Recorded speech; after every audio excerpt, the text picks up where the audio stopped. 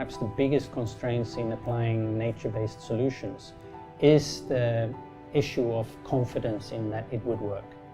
Well, it's been promoted across Asia in many places as a sustainable, cost-effective approach that can involve local communities. Take-up has not been perhaps as high as expected because there is also perhaps a perception that this is not high-tech enough, or that the stability and the effectiveness is perhaps not the same as using concrete, for example.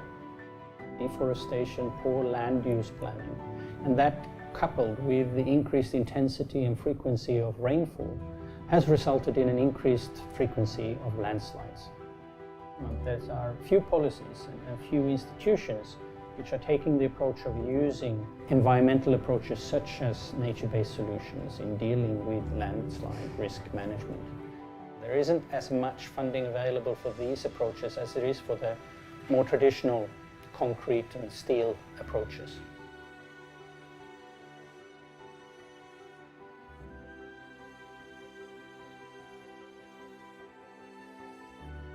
Some of them also have economic value, which brings extra benefits to the communities, whether they are plants or seeds that can be sold and bring in some economic value, which add to the benefits of these nature-based solutions. By demonstrating that this works and by finding the specifics that are useful for Sri Lanka, we hope that these projects will overcome these issues and be able to be more easily adopted and involve the community so they can see the benefits for themselves.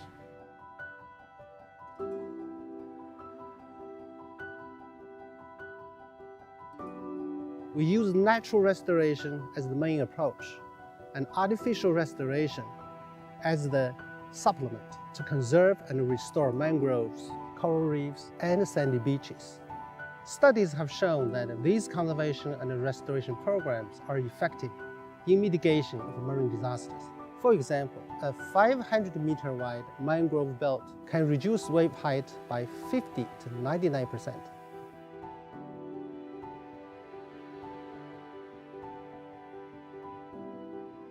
Challenges remain ahead in the combat with the marine disasters. The roles of coastal ecosystems are not fully understood and considered in investment decision-making for eco-DRR. To achieve the co-benefits of ecosystem integrity, climate resilience, and the reduction of the risks of typhoon, storm surges, and other marine disasters.